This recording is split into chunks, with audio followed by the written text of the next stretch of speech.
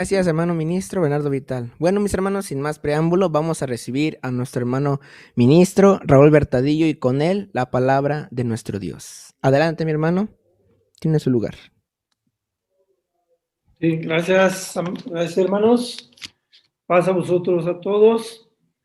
Bien, pues vamos a tocar la palabra de nuestro Dios. En esta ocasión nos ha tocado ver el tema la iglesia de Éfeso. Realmente es un tema muy, como todos, ¿verdad? Muy importante, muy bello conocer, ¿verdad? Lo que Dios nos habla a través de su palabra en referencia a este tema, la iglesia de Éfeso. Muy bien, amados hermanos. Bueno, en la ciudad de Éfeso, pues está en Asia, allí se llegó, ¿verdad? Llegó el cristianismo, a través de Pablo, llega ahí y se funda la iglesia. Pero esta ciudad es una ciudad muy importante, muy importante. Yo quisiera pedirle a mi hermano Marcos, si fuera posible, que nos pusiera una imagen donde estaba un mapita, donde podemos apreciar dónde estaba ubicada esta ciudad de Éfeso, o actualmente están las ruinas, ¿verdad? De esta ciudad, aún todavía, pero esta ciudad, algunos historiadores han considerado que pues es muy antigua, ¿verdad? Que fue fundada quizá unos 10 hasta 12 siglos antes de Cristo, o sea, muy antiquísima. Y bueno, aquí en este mapita ahí hay una parte donde vemos que dice Asia Menor y vemos ahí como una especie de globito con una estrellita y al final está Éfeso y un puntito negro. Bueno, pues en ese puntito es donde estaba o donde está situada la ciudad de Éfeso. Actualmente pues ya están las ruinas, ¿verdad? De lo que era esa ciudad. Y ahí uno dice Asia Menor, bueno, pues es lo que actualmente es Turquía, ¿verdad? Y en tiempos bíblicos pues se le conocía como Capadocia, como Anatolia, y bueno, la entrada a Asia Menor, pues. Entonces, vemos que la ciudad de Éfeso pues estaba situada en un lugar muy estratégico, muy importante. Por eso es que esta ciudad se mantuvo con importancia durante siglos y siglos, ¿verdad? Durante siglos y siglos. Y tal fue esa importancia que, bueno, algunos historiadores dicen que su población llegó a fluctuar desde 200,000 hasta cerca de 500,000 habitantes en diferentes tiempos, ¿verdad? Porque era una ciudad que estaba situada estratégicamente, ¿verdad? En un lugar muy beneficioso para ella.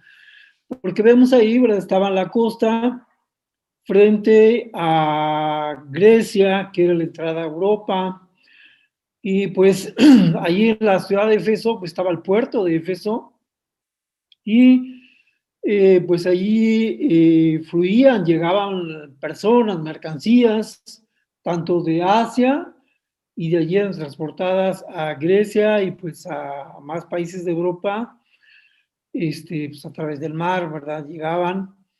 Igual manera, de regreso de Europa llegaban personas, mercancías y llegaban a este puerto de Éfeso, a esta ciudad, y de igual se distribuyen por las rutas comerciales de Asia, pues eso, hacia Asia. Entonces, eso fue, en verdad, eso sirvió para que esta ciudad tuviera esa gran importancia, porque en aquellos siglos una ciudad que tuviera más de 200,000 habitantes, pues era una urbe, ¿verdad? Era algo impresionante, ¿verdad? Era una ciudad muy grande para aquellos siglos, ¿verdad? Entonces, por eso vemos, ¿verdad?, que fue de gran importancia porque pues allí había grande movimiento comercial, ¿verdad? Y por lo tanto, este, pues mucha afluencia de gente ahí. También, ¿verdad? En esta ciudad, pues era también un gran centro cultural, ¿verdad? Porque, ¿qué vemos? ¿Verdad? Hay un mapita donde nos deja ver, hay unas ruinas de esta ciudad.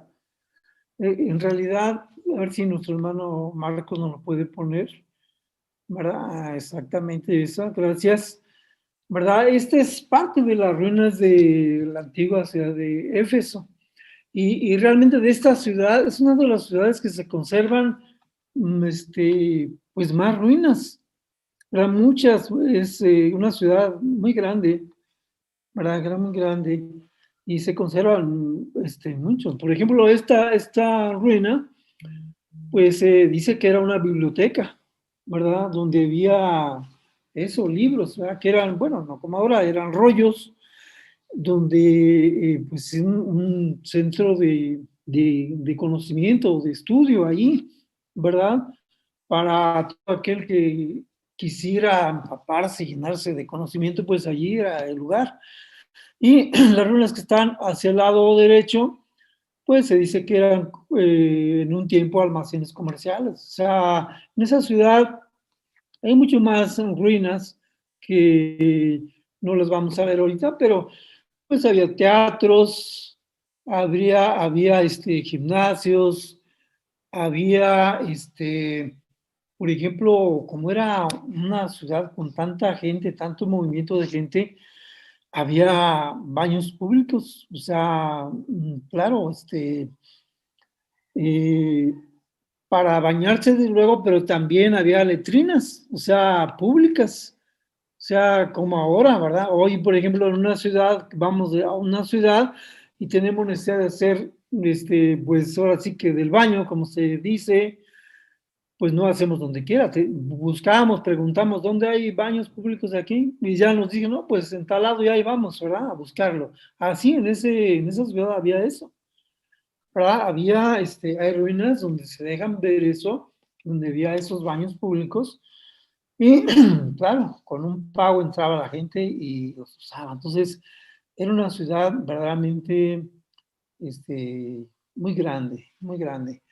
Pero también qué importancia tenía esta ciudad, ¿verdad? Aparte del cultural, del económico, pues era un gran centro religioso, ¿verdad? Porque aquí desde mucha antigüedad se adoraba una diosa que tenía el nombre de Cibeles. Posteriormente, con los griegos, tomó el nombre de Artemisa y más tarde de Diana, ¿verdad? Como encontramos en la escritura, allí en Hechos 19, donde se menciona, ¿verdad? Que Pablo llega a esta ciudad de Éfeso, ¿verdad? Una urbe donde había este gran movimiento de gente, pero con una grande idolatría, ¿verdad? Porque, ¿qué leemos ahí en la escritura? Que allí se veneraba muchos dioses, pero la principal era la diosa Diana, ¿verdad? Donde, pues incluso su adoración era motivo pues de comercio también, de grande movimiento económico, ¿verdad? Porque dice que mucha gente se beneficiaba de ello. Había personas que hacían figuras de esta diosa, del mismo templo de esta diosa que, según los historiadores, ya para ese tiempo, bueno, ya su templo tal cual se había erigido en un tiempo, ya no existía, ya había sido destruido, pero se seguían haciendo réplicas, ¿verdad?, de cómo había sido este templo y se vendían y era pues muy comercial para mucha gente. Y Pablo tuvo problemas, ¿verdad? Allí grandes cuando llega y declara, hay una figura, le voy a pedir a nuestro hermano Marcos, a ver si nos lo puede mostrar, donde está una diosa, ¿verdad? Que es la figura de la diosa Diana, que es una estatuilla que se encontró, pues entre las excavaciones que se han hecho ahí, ¿verdad? Se encontró esta estatuilla y todos concordaron en que era, pues la figura de la diosa, Diana. Vamos a ver si es posible que nuestro hermano Marcos nos la pueda proyectar. Pero esta diosa era pues grandemente allí venerada y ya decíamos, Pablo tuvo grandes problemas, ¿verdad? Porque llegar y decir esos dioses no son nada, son de oro, de plata, como se dice, ¿verdad? Que se hacían, pero realmente no tienen ningún poder. Pues entonces realmente se enfrentó a un poder grande, a una posición grande y tuvo problemas serios allí, ¿verdad? El apóstol Pablo, pero Dios lo libró de ello y salió adelante y logró vencer eso y sembrar la semilla de la palabra de Dios. Sí, esta es una imagen de una estatuilla que se encontró en las excavaciones ahí en esta ciudad de Éfeso y todos concordaron en que era la imagen de esa diosa venerada ahí, incluso en los tiempos de Pablo, cuando Pablo llega ahí, ¿verdad? Y también hay una imagen, ¿verdad? A ver si nuestro hermano nos puede proyectar, del templo, ¿verdad? Es una reconstrucción de cómo fue ese templo, ¿verdad? Que se hizo a esta diosa, ¿verdad? Esta diosa Diana o Artemisa, considerada por los griegos como una de las 7 maravillas del mundo, ¿verdad? Porque tenía infinidad de columnas y bellamente decoradas, adornadas, en fin, era un templo grandioso. Ahí vemos que realmente sí, sí lo era, ¿verdad? Y por eso vemos allí en Hechos 19 como cuando se levantan aquellas gentes contra lo que Pablo predicaba, pues dice que toda Asia adoraba a esta diosa, la veneraba y de todos pues venían a verla, a venerar a esta diosa. Entonces, sí, fue una ciudad con grande movimiento religioso. Bueno, pero pues como ya mencionábamos, Dios toma a Pablo, ¿verdad? A Pablo y utiliza lo que él era, un hombre lleno de fuerza, de vigor, de conocimiento, y Dios lo llena de su poder, de su Espíritu Santo y lo lleva a ese lugar, y la palabra de Dios es sembrada y se levanta la congregación en ese lugar, ¿verdad? En ese lugar, ¿verdad? De hermanos, hermanas valientes que se tuvieron que enfrentar, pues imagínense, enfrentarse a, a la oposición, a esa gente, ¿verdad? El declarar, porque la iglesia que se levanta ahí, se levanta no para estar callada, no se levantó para estar callada y encerrada en sus casas, no, sino se levantó para vivir el evangelio y predicarlo y hablar. Entonces eran realmente hermanos y hermanas valientes.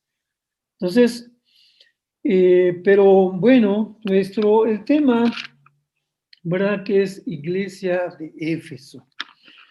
En sí, este tema no es propiamente hablar de nada más de la congregación que se levantó allí en esa ciudad de Éfeso, sino el tema hace referencia a la época de esta iglesia, ¿verdad?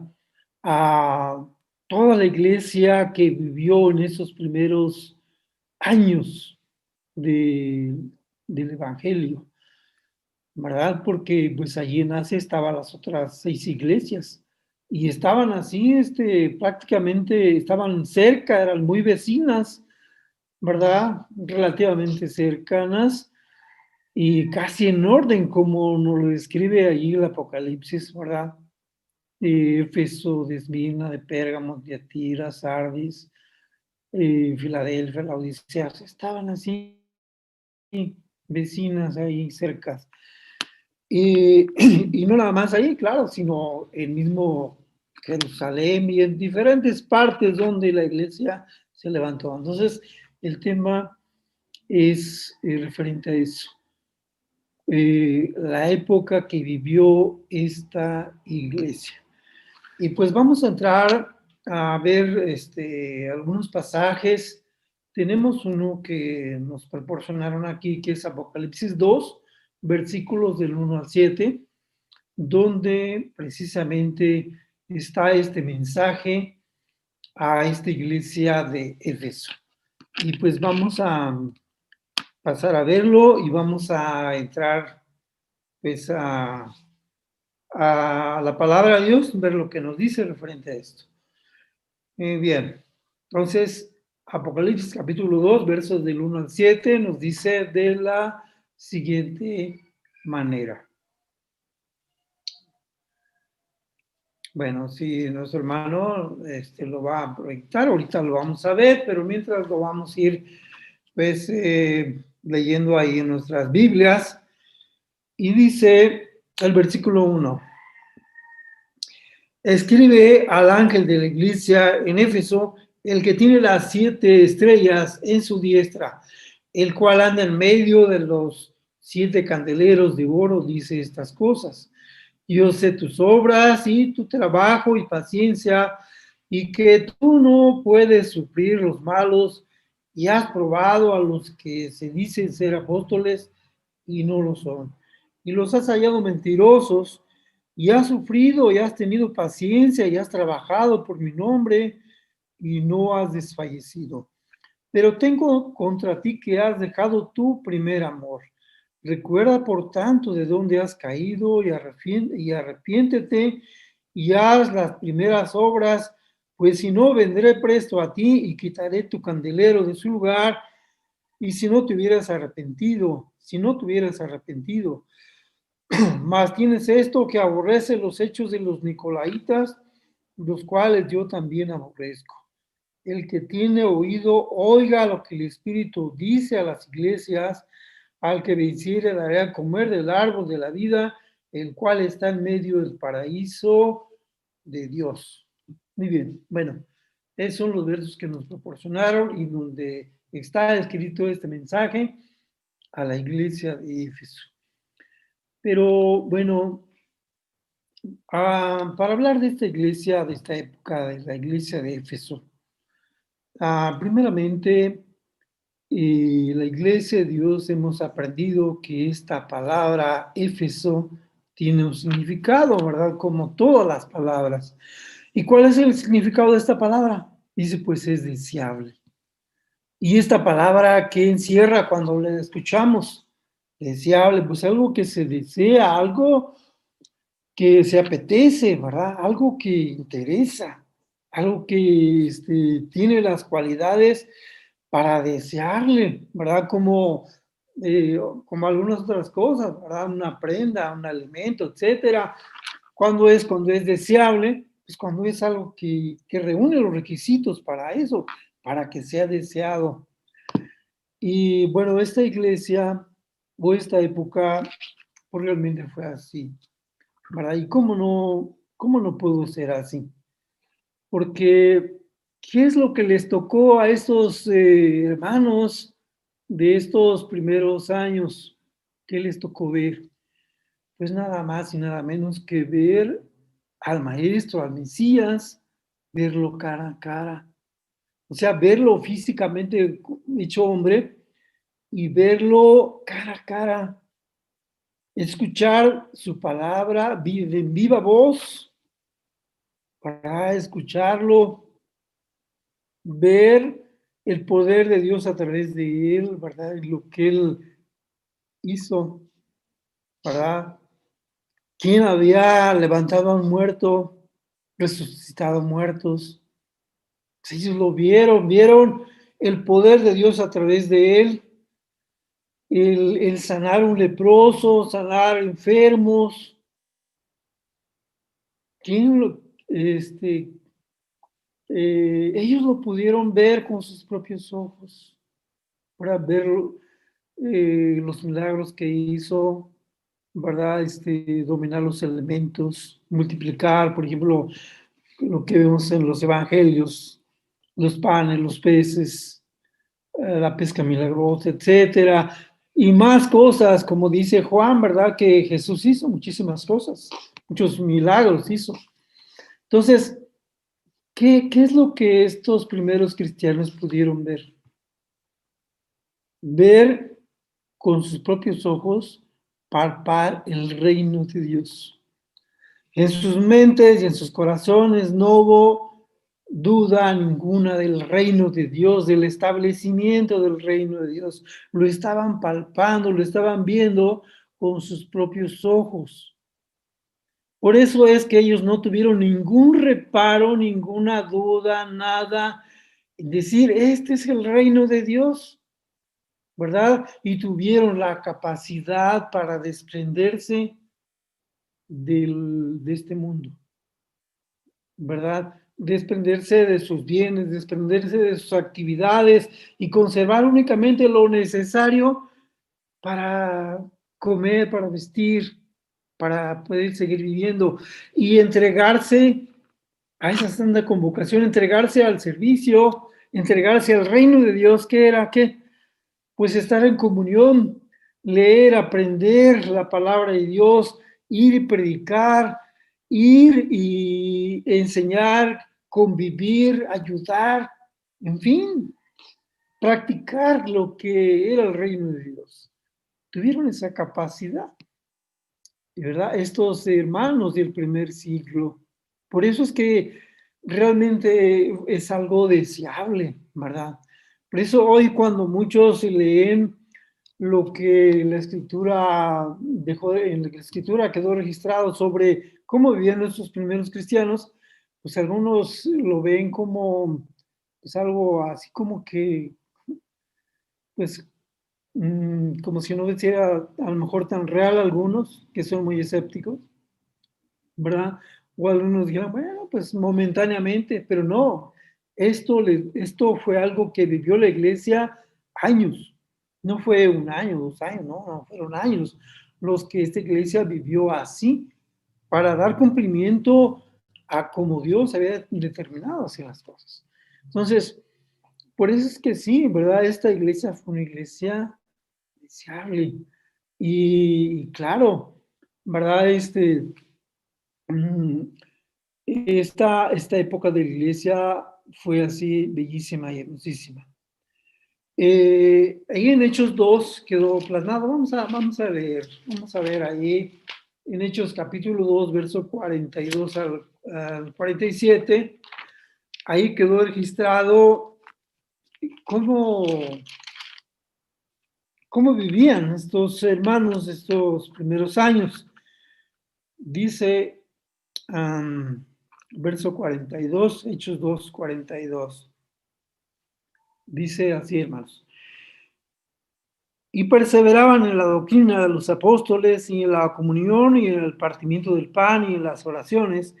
Y toda persona tenía temor y muchas maravillas y señales eran hechas por los apóstoles y todos los que creían estaban juntos y tenían todas las cosas comunes y vendían las posesiones y las haciendas y repartíanlas a todos como cada uno había de menester y perseverando unánimes cada día en el templo y partiendo el pan en las casas, comían juntos con alegría y con sencillez de corazón, alabando a Dios y teniendo gracia con todo el pueblo, y el Señor añadía cada día a la iglesia los que habían de ser salvos. Así es, hermanos, así vivían los primeros cristianos, primeros años. Y el último verso dice, se añadía, y el Señor añadía cada día a la iglesia los que habían de ser salvos. ¿Y cómo era que se añadían? Pues por el trabajo de estos hermanos, porque ellos era ya su trabajo de tiempo completo en eso, en ese trabajo, en esa entrega, ¿verdad? Su vivir, ese fue su vivir de la iglesia en el primer siglo. Entonces, por eso es que sí fue así una iglesia deseable, bellísima esta época de la iglesia. Y bien, hermanos, en la lectura que hicimos de Apocalipsis 2, versos del 1 al 7, bueno, la mayoría de los historiadores, bueno, concuerdan en que el Apocalipsis se escribe pues ya después de los años 90, en el primer siglo, ya había pasado esta época de Éfeso, ¿verdad? Ya la iglesia ya no vivía así, de esta manera, ya no vivía así. Ahí lo pudimos leer, ¿verdad? En esos versos lo pudimos apreciar porque allí en este mensaje está alabando a esta iglesia, ¿verdad?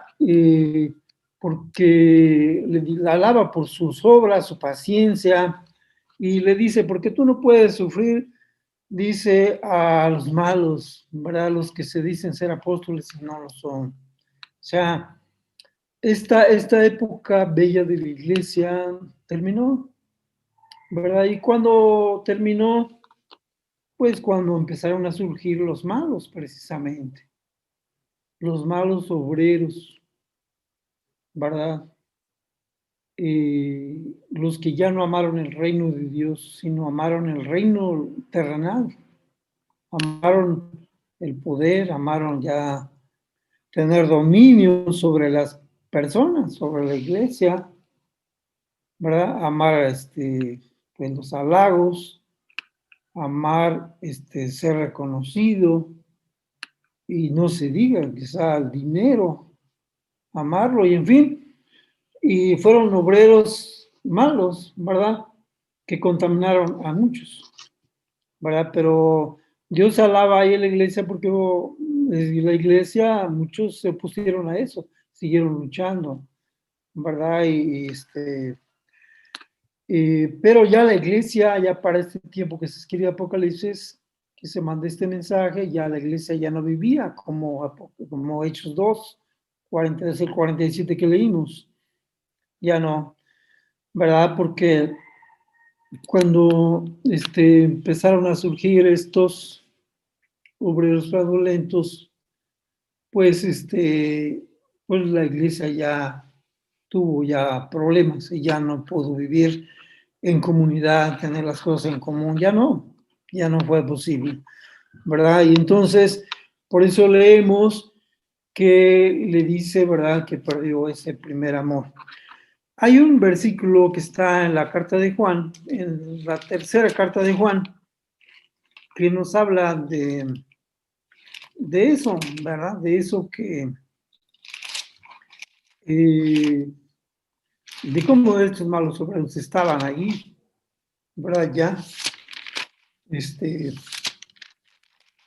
actuando y obrando a la mente. Es la tercera de Juan, en su verso 9. Esta carta nada más tiene un capítulo, entonces en su versículo 9, verso 9, que dice, yo he escrito a la iglesia, dice, más Diótrefes, que ama tener el primado entre ellos, no nos recibe. Entonces, ¿qué era este hombre? Pues, ¿quién era? Pues era un obrero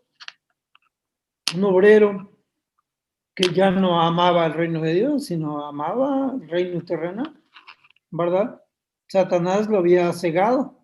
A lo mejor él incluso creía, porque Satanás es así obra con los hombres, ¿verdad? Ciega a los hombres, incluso los hace creer que están actuando bien, ¿verdad? Porque Satanás es astuto, ¿verdad? Y se vale de las pasiones del hombre para cegarlo. Entonces este hombre era ya de esos, ¿verdad? Y ya por eso la iglesia ya había perdido, dice, pues ese primer amor. Ya no vivía como en esos primeros años que quizá pudieron haber durado, no sé, digo, la iglesia se Los historiadores bíblicos pues dicen que comienza pues, en el año 26.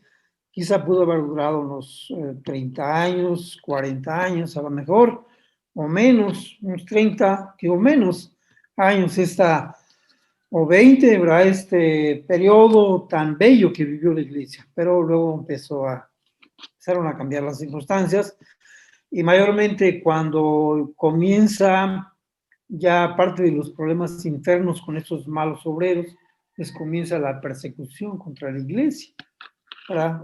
De parte del Estado romano, pues mucho menos pudo vivir la iglesia ya así como en los primeros años.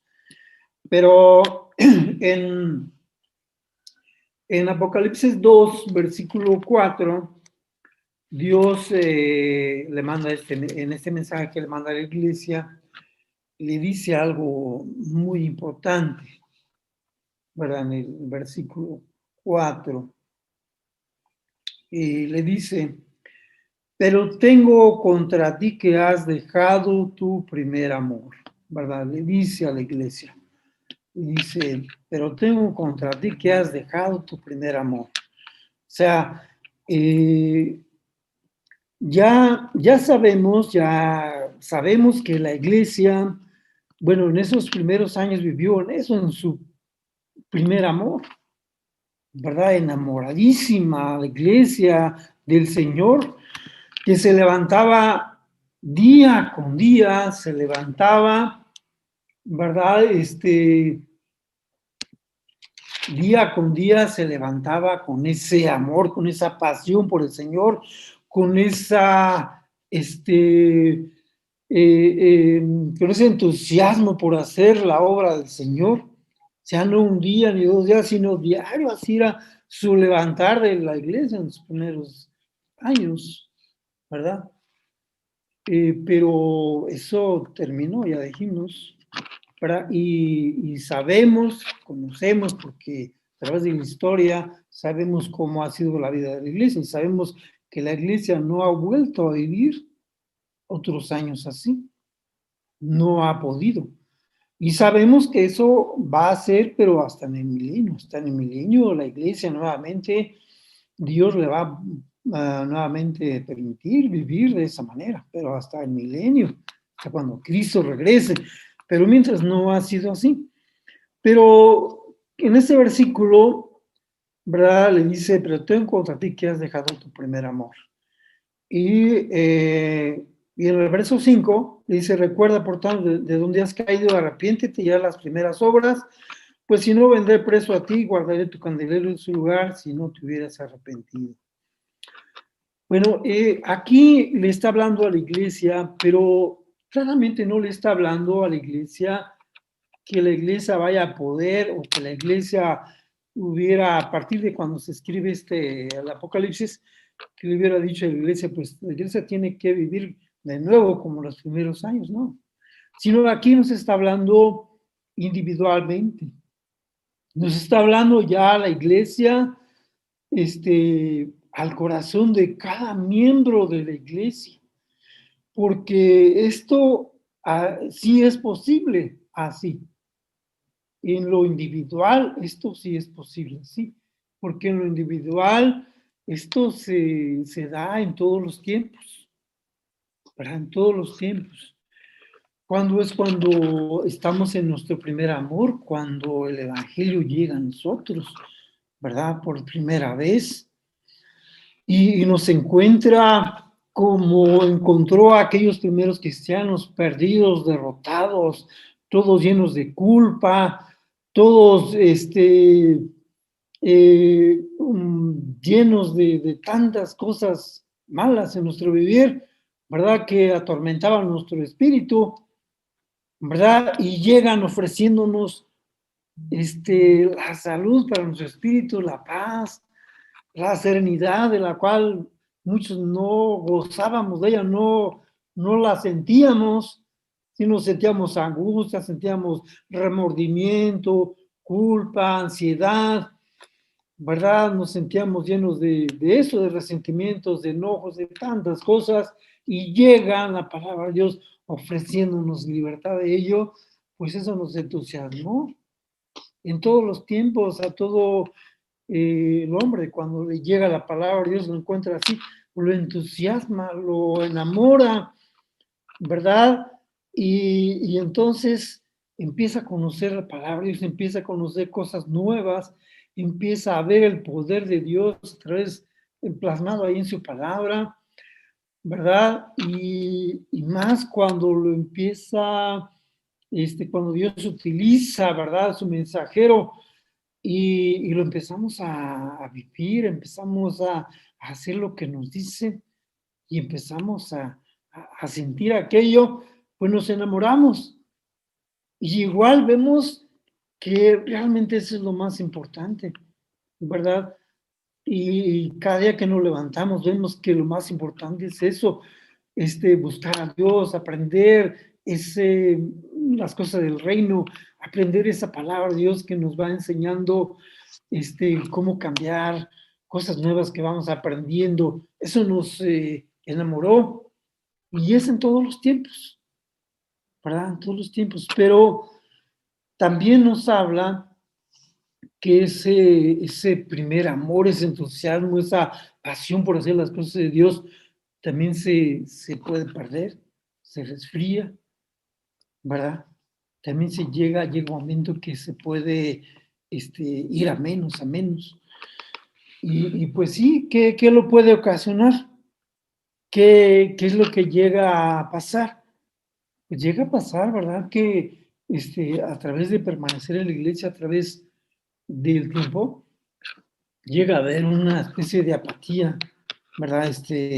Por las cosas de Dios, ¿verdad? Como que se empiezan a dejar un poquito para después, ¿verdad? Como que esas cosas de, que dedicábamos, que, eh, que no nos desanimaban, que a veces queríamos que todos supieran, que supieran nuestra familia, nuestros amigos, que los hermanos decían, hermano, puede ir a tal lado, y sí vamos, que a esto, que aquello, sí vamos, y dejábamos esto y dejábamos aquello, porque aquello era importante para nosotros, ¿verdad?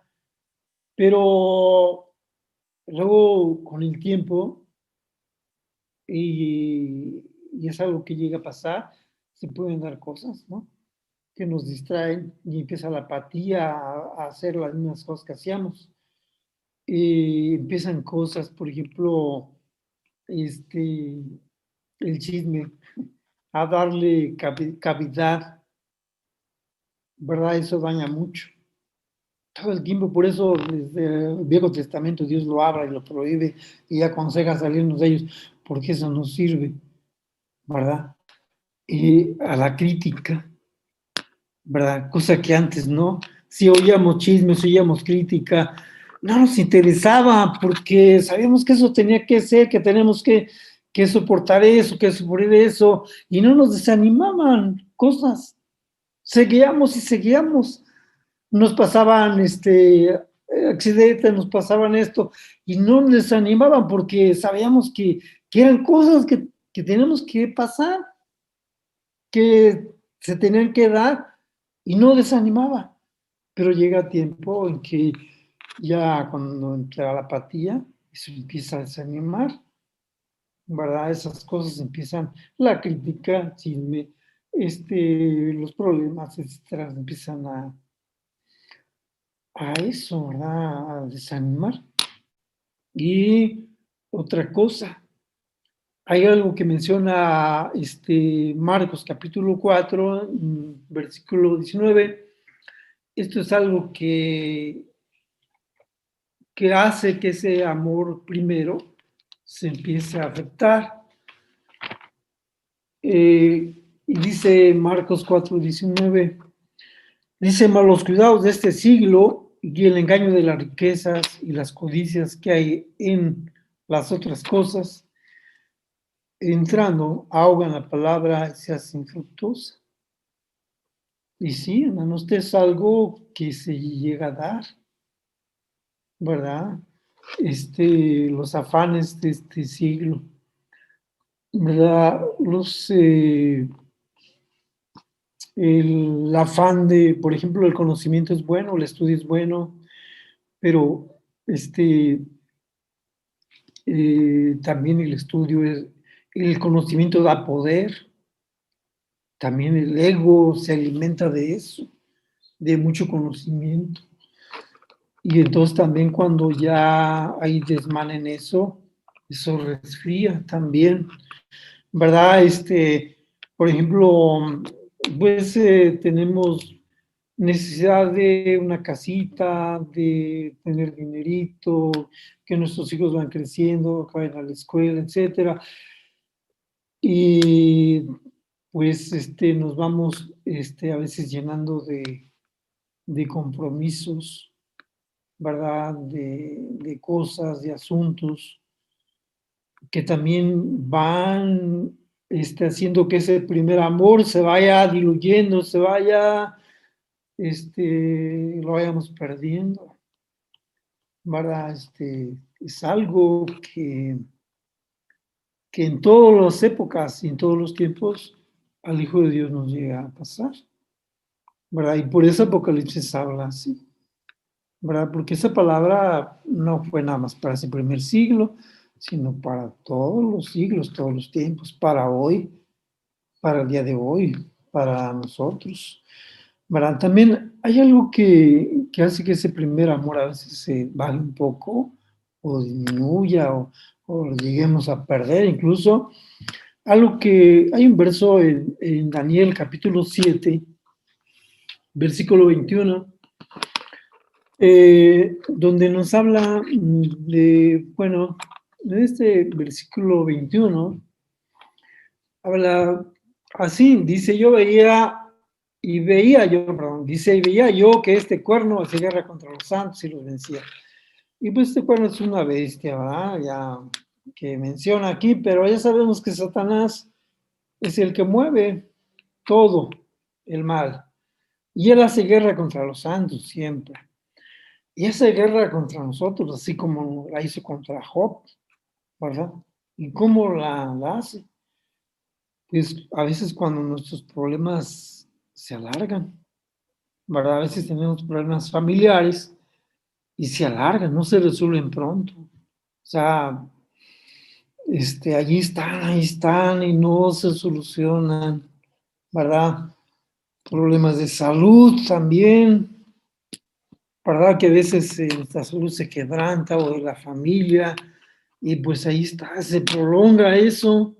Los problemas económicos también, que no podemos salir y que también cuando se alargan, estos se prolongan, esos a veces nos llegan a quebrar, nos llegan a doblar y llegan a que ese primer amor, como lo sentimos, lo vivimos, tenga menos. Incluso, como dice, dejemos ese primer amor, ¿verdad?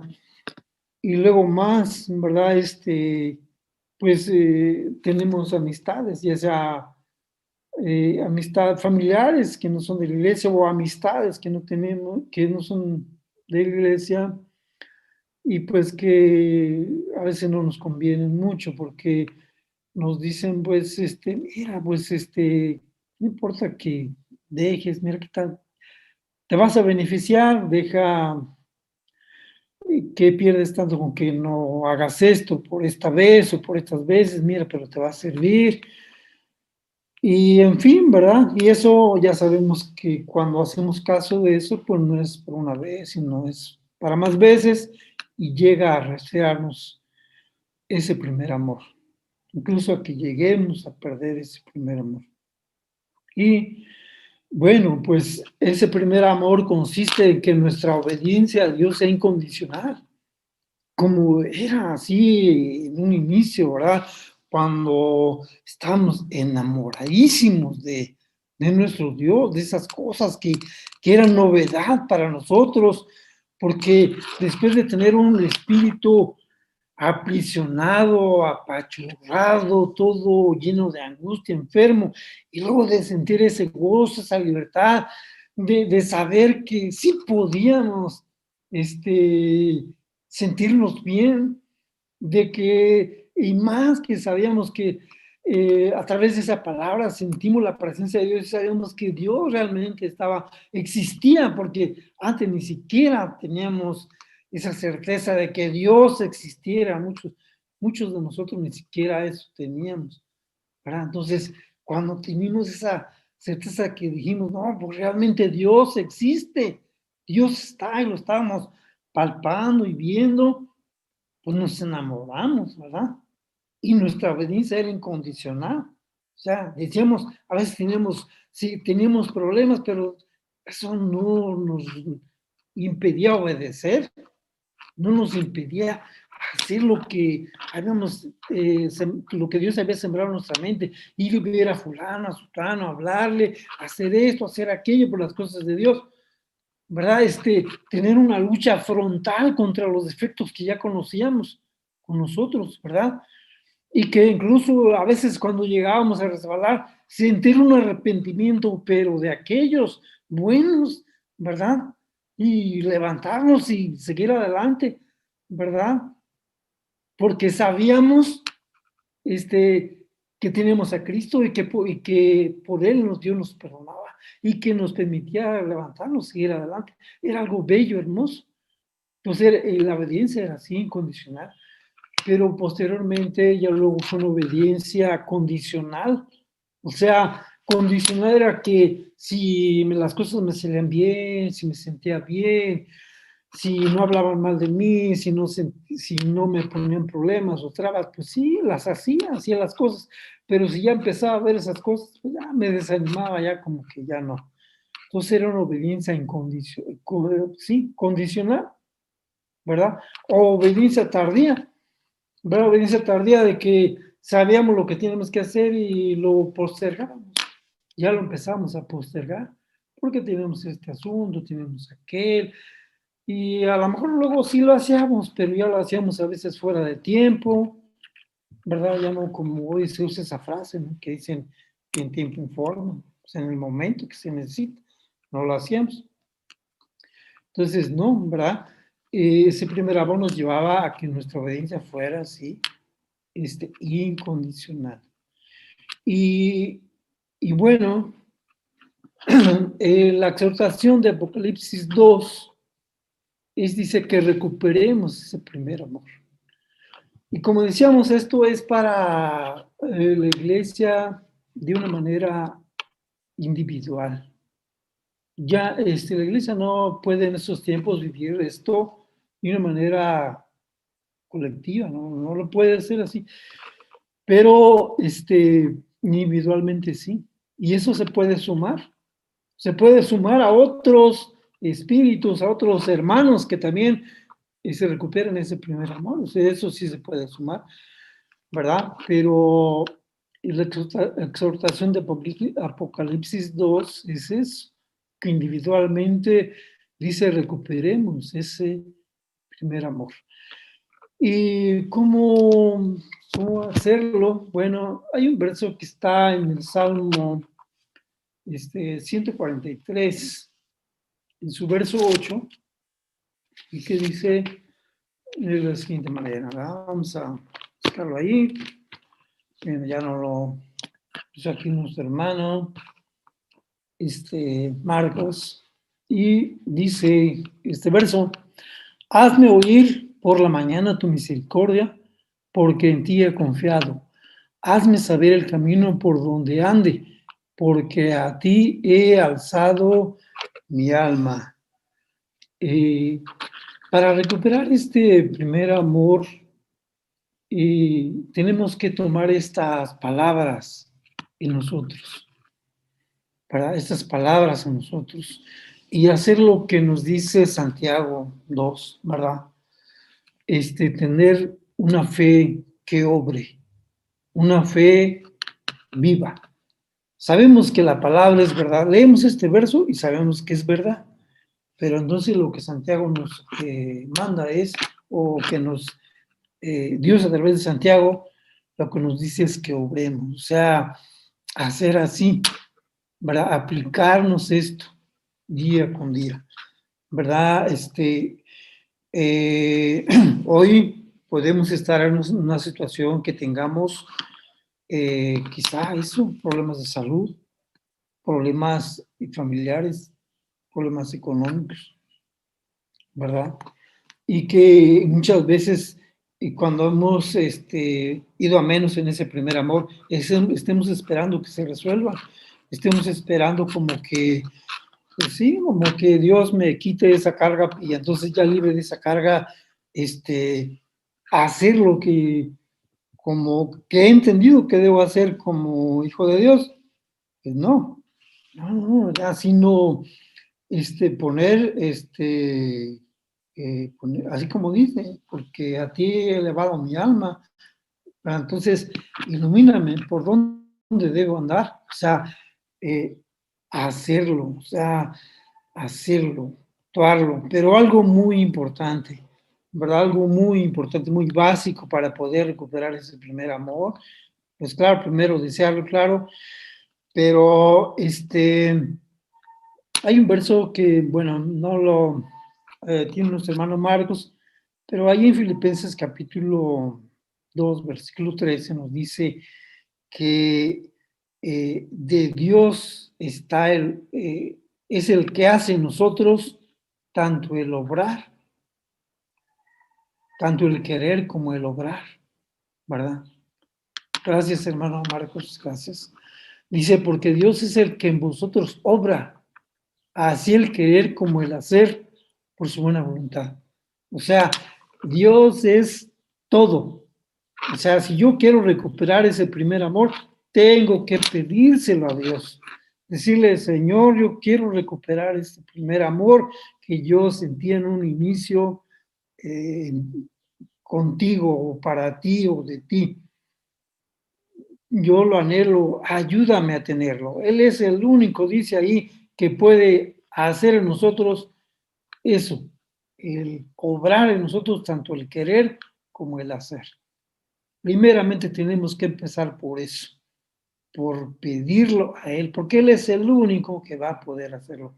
Porque así, si yo lo quiero, yo lo deseo, pero no hago como Él me dice, pues no, no, así no funciona, porque Dios es la vida, Dios es el espíritu que llena todo, Dios llena mi mente, yo estoy hablando ahorita, pues porque Él me da permiso, o sea, todo es por Él, entonces tenemos que empezar por eso, por pedirlo de corazón a Él. Y Él que dice, pues que ciertamente lo va a hacer, ¿verdad? Él lo va a hacer, nos lo va a dar. Y hay otro verso que dice Santiago, capítulo 4, verso 8, que dice la siguiente manera. Vamos a buscarlo y lo vamos a leer ahí en nuestras Biblias, ¿verdad? Santiago 4:8. Bueno, ya ahorita si nuestro hermano no lo puede mostrar, sino ahí en nuestras Biblias, cada quien lo vamos a buscar y lo vamos a leer, y el cual dice de la siguiente manera, dice el verso 8. Dice, bueno, ya no lo puso nuestro hermano, gracias. Dice, allegaos a Dios y Él se allegará a vosotros. Pecadores, limpiad las manos y vosotros de doblado ánimo, purificad los corazones. Ahí está, ¿verdad? El desear nosotros allegarnos a Dios. Y el desear llegarse a Dios es eso, recuperar ese primer amor que sentimos, ¿verdad? El que eh, el reino de Dios sea lo más importante para nosotros. Y dice limpiar las manos, pues sí, o sea, reconocer nuestros pecados, las cosas que nos están atorando y pedirle a Dios que nos libere de ellas. ¿Verdad? Dice a los de doblado ánimo. ¿Y qué es alguien de doblado ánimo? Pues es cuando como que sí queremos ese primer amor y cuando de repente pues también queremos el amor del mundo y así estamos, ¿verdad? Entonces eso pues eso nos lleva ya leíamos, los afanes de este mundo nos llevan a que perdamos ese primer amor. Entonces, pues no, la manera de recuperar ese primer amor es reflexionar, ¿verdad? Pensar en lo que queremos y recordar cómo nos sentíamos, ¿verdad? Recordar cómo nos sentimos cuando por primera vez llegó la palabra de Dios a nosotros, ¿verdad? O cuando tuvimos esos momentos, ¿verdad? En que sentimos ese entusiasmo, esa pasión por hacer las cosas de Dios. Para recordar eso y desear eso y pedírselo a Dios. Y como dice, allegarnos a Dios, leer más su palabra, meditar más en ella, y eso, empezar a orar, empezar a orar. Hay un verso que nuestros hermanos también nos proporcionaron, que está en Hechos capítulo 2, versículo 46, que bueno, ya fue parte lo leímos, pero vamos a puntualizar ese verso, ¿verdad? Y con ese verso, pues vamos a cerrar este tema, ¿verdad? Este tema de la iglesia de Éfeso. Y pues ahí en Hechos 2, versículo 46, dice de la siguiente manera, igual en nuestras Biblias, vamos a buscarlo y vamos a leerlo ahí. Bien. Dice el versículo 46, Hechos 2:46, dice, y perseverando unánimes cada día en el templo y partiendo el pan en las casas, comían juntos con alegría y con sencillez de corazón. Bien, entonces, este versículo, ¿a qué nos lleva? Bueno, a que nosotros recordemos cómo fue cómo estábamos cuando recién la palabra de Dios llegó a nosotros. Cómo, por ejemplo, este día de sábado, cómo lo observábamos. Cómo nos sentíamos muchos, ¿verdad? Cuando se iba a llegar este día de sábado. Sentíamos ya desde el viernes una emoción, sentíamos un gozo de estar en el sábado, de estar en la reunión, porque sentíamos paz, sentíamos esa cercanía con Dios. Era algo nuevo, estar conviviendo con hermanos que hablaban de Dios y que estaban buscando tener un buen comportamiento, a diferencia de antes, ¿verdad? Que tenemos convivencias con personas que pues su fin era otro, ¿verdad? Y la finalidad era otro, ¿verdad? A lo mejor no tan mala, pero no tan buena también, pero ahora era algo diferente. Entonces, pensar en ello, ¿verdad? Y empezando, dice, por hacer las obras primeras, dice allí en Apocalipsis 2, buscando hacer las obras primeras. O sea, empezando por algo. Por ejemplo, de este día de sábado, para planearlo, para esperar la guarda de este día, como familia, ¿verdad? Si estamos en familia o solitos como estemos, buscar estar de una manera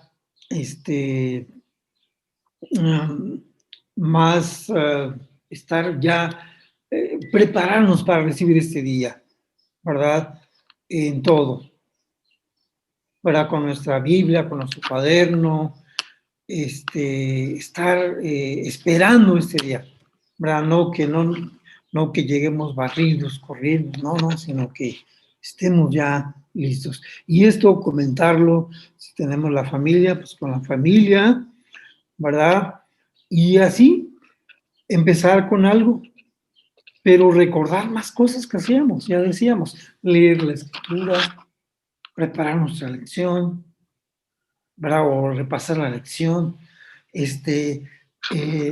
ver a alguien que le vamos a hablar palabra de Dios, visitar a alguien, no sé, cosas que hacíamos y que quizá hoy a lo mejor las seguimos haciendo, o a lo mejor no bien, o a lo mejor ya no las hacemos, por recordarlas y empezarlas a hacer, para que ese amor primero regrese a nosotros.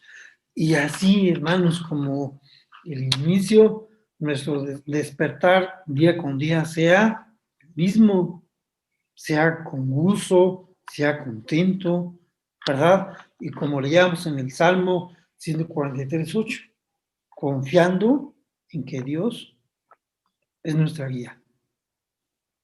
Amados hermanos, pues sí, hay que pedirle a Dios, pidámosle a Dios que nos regrese ese primer amor, ¿verdad? Que vivamos, que podamos estar individualmente cada uno y que sumemos entre nosotros, ¿verdad? Nuestro amor por las cosas de Dios.